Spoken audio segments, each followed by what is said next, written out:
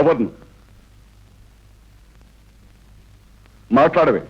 ఎవర్ను చెప్పు, ఎవర్ను? నాకు తెలుసు, అభిమానధనుడైన నా బిడ్డను నేను గుర్తించగలను. ఎప్పుడో చిన్నప్పుడు ఆవేశంలో తండ్రి అన్న ఒక్క మాటకు హృదయం బద్దలై రోషంతో ఇల్లు విడిచి వెళ్ళిపోయిన సున్నిత హృదయుడు నా బిడ్డ రాజేంద్రుడు.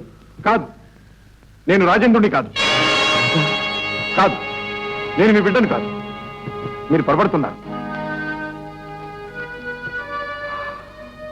కావచ్చు, బిడ్డ కోసం పడే తపంలో పొరపడి ఉండొచ్చు.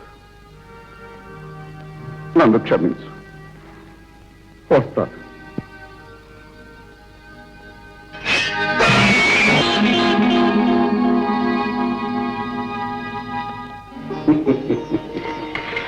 ఈ పొడకు చాలు నాయన, వెళ్ళి.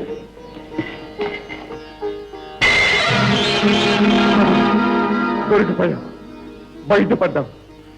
నువ్వు దాగినా, నీ పేరు దాచినా నేను నేర్పిన విద్యను మాత్రం దాచలేదు.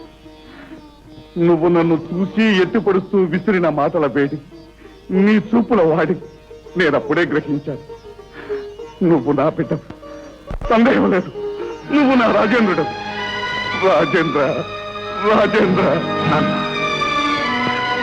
రాజేంద్ర నాన్న. ఎన్నాళ్లకు కన్న కొడుకు కవిగిలిలోని ఆనందాన్ని అనుభవించాను. రాజేంద్ర, ఇన్నాళ్ళు ఎక్కడున్నావు, ఎలా ఉన్నావు నాయన? కన్న బిడ్డకై పరితపించిన ఈ ముసలి గుండెలో అమృత వర్షం కురిసిన పండగ రోజు. అష్టైశ్వర్యాలున్నా నేను మీ అమ్మ ప్రాణాలున్న శవాలాగా బ్రతుకుతున్నావు నాయన. భగవంతుడికి ఇన్నాళ్లకు కరుణ కలిగింది. రా నాయన, ఇంటికి వెళ్దాం. అసంభవం. రాజేంద్ర, ప్రభువుల పాదసేవలే జీవిత పరమార్థంగా భావించి బానిసలా బ్రతకవలసిన ఆ పాపిష్టి కొంపలో నేను కాలు పెట్టను. ఆ నెత్తురు కూడి ఈ జన్మలో ముట్టను. రాజేంద్ర, నువ్వింకా మారలేదా? నీలో రాజద్వేషాగ్ని ఇంకా చల్లారలేదా? మారవలసింది నేను కాదు, కాల ప్రవాహానికి ఎదురెదుతూ ఈ పైశాచిక ప్రభుత్వానికి బాసటగా నిలిచిన మీ బానిస బుద్ధి మారాలి. ఈ రాకాష్ ప్రభుత్వాన్ని సమూలంగా నిర్మూలించే వరకు నా ద్వేషాగ్ని చల్లారదు. రాజేంద్ర, తరతరాలుగా రాజసేవకు పేరు పొందిన వంశోరామనది. దానికి కళంకం తెస్తావా? కళంకం? ఏది కళంకం? తరతరాలుగా రాజభక్తి పేరుతో మన పెద్దలు పీడిత ప్రజలకు చేసిన ద్రోహం కళంకం. ప్రజల రక్తం పీల్చే ఈ నిరంకుశ రాచరికాన్ని సమర్థించి మీరు చేస్తున్న నిరుపమాన దాస్యం కళంకం. ఈనాటికైనా ఆ కళంకాన్ని క్షాళితం చేయటమే మన తాత తండ్రులు చేసిన పాపాలకు ప్రాయశ్చిత్తం. నీతో నేను వాదించలేను. నా అంతరాత్మకు నేను ద్రోహం చేయలేను. ఇంతవరకు మీరు చేస్తున్నదేమిటి? పుత్రద్రోహం, కళత్రద్రోహం.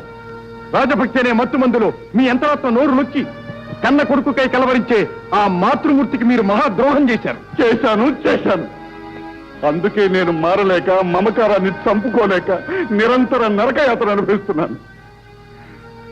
అయితే దీనికి అంతమే. ఈ సమస్యకు పరిష్కారం ఏమిటి? పరిష్కారం ఒక్కటే.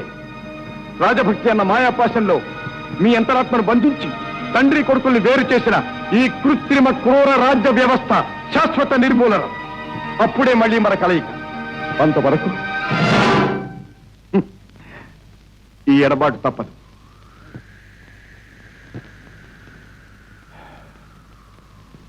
అమ్మని అడిగానని చెప్పండి.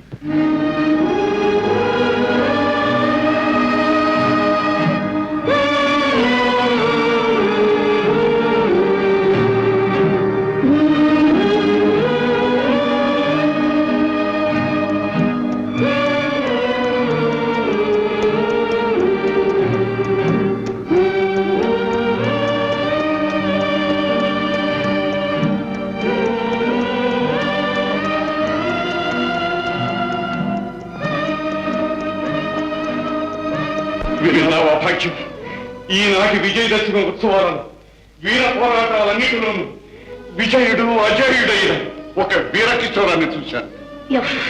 అతని శౌర్య పరాక్రమాలను ప్రశంసిస్తూ ఇటు ప్రభువులు, పరివారం, అటు అశేష ప్రజానీకులు దిక్కులు మారుమ్రోగేటట్లు చేస్తున్న కరతాళ ధ్వనులు, ఆనందోత్సాహాలు తిలకించి వడలు పులకించి ఈ కన్న తండ్రి హృదయం ఆనందంతో ఉప్పొంగిపోయింది. కన్న తండ్రి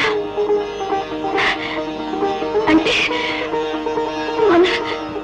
మన రాజేంద్రుడు. మన రాజేంద్రుడా? ఏమండి, వెంట తీసుకురాలేదా? మీరు కలవనే లేదా? కలిశాడు. ఇంటికి రమ్మని ప్రతిమలాడా, ప్రాధాన్యపడ్డా. ఏమన్నాడు? రానన్నాడు. పోరాడు మాత్రం కూడా మారలేదు భాగ్యం. బానిసలు బ్రతికే ఈ పాపిష్టి కొంపలో అడుగు పెట్టనన్నాడు. ఈ నెత్తురు కూడా ముట్టనన్నాడు. భగవంతుడా, రత్నం లాంటి బిడ్డనిచ్చి ఎందుకు నాకు ఈ రంపపు కోత? తండ్రి కొడుకుల మధ్య ఎందుకు నాకు ఈ చిత్రవత?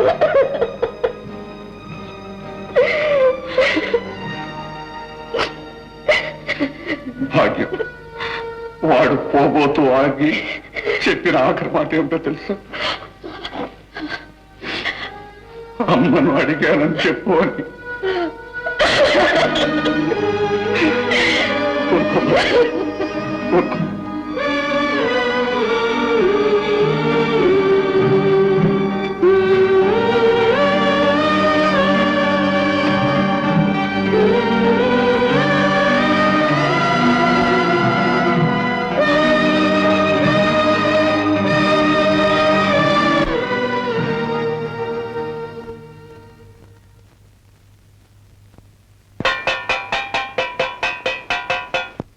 అన్నయ్య, అక్క భోజనానికి రమ్మంటుంది.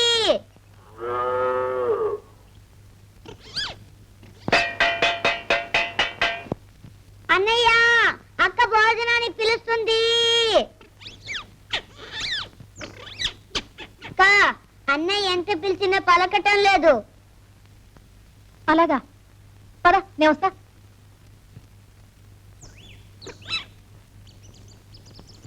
ఏమిటన్నయ్యా ఒంటరిగా ఇక్కడ కూర్చున్నావు? ఏమిటమ్మా, ఏం జరిగింది? చూడు తాత, అన్నయ్య నాతో మాట్లాడటం లేదు. ఏమిటి నాయనా, ఏమిటి అలా ఉన్నావు? అబ్బే ఏం లేదే, బాగానే ఉన్నాను.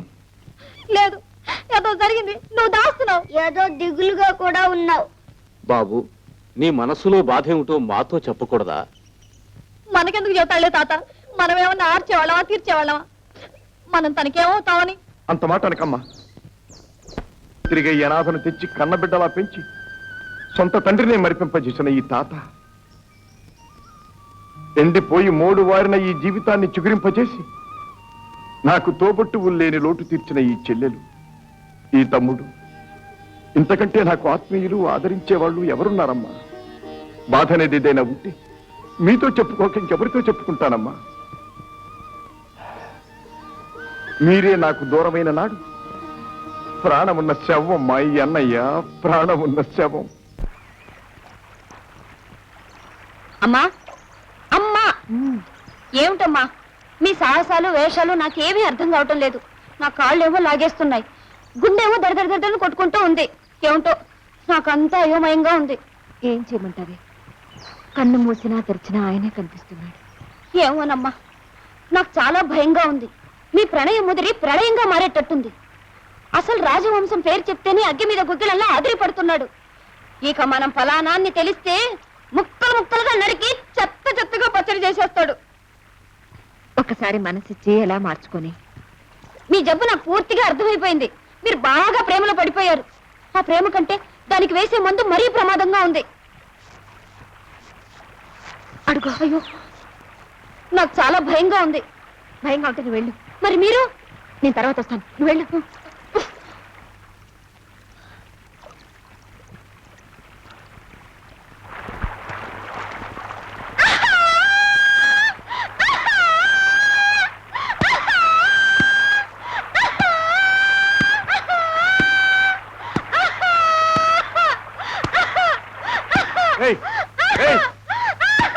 ఏమిటి వంద ఉతికైనా ఏడు, ఏడిసైనా ఉతుకు. అరే, ఏమొచ్చింది ప్రమాదం? అమ్మ నాన్న, మా పెళ్లి నాకు పెళ్లి చేస్తానంటుంది. అమ్మ నాన్న. అయితే ఇంకే చేసుకో.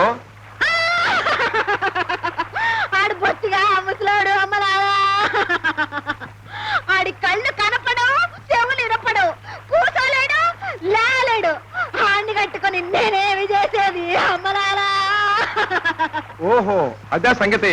అయితే ఆ పెళ్లి ఇష్టం లేదని చెప్పేసి. మా పిన్ని సంగతి నీకు తెలీదు. రాక్షసి బలవంతంగానైనా 4 తన్ని పెళ్లి చేస్తుంది. అయితే ఇంట్లోంచి పారిపో. చాలా తేలిక చెప్పేసినవే. పారిపోతే నన్ను ఎవరు చూసుకుంటాడు? ఎవరు చేసుకుంటాడు? నువ్వు చేసుకుంటావా? చెప్పు, చేసుకుంటావా? నేనా? ఆ, నువ్వే పెద్ద చేసుకునే వాళ్ళ మాట్లాడినావుగా. సరే, చేసుకుంటాను. సర్లే అంటే కాదు, నా కష్టంలో సుఖంలో పాలు పంచుకోవాలా. అయితే ఇప్పుడు ఏం చేయమంటావు?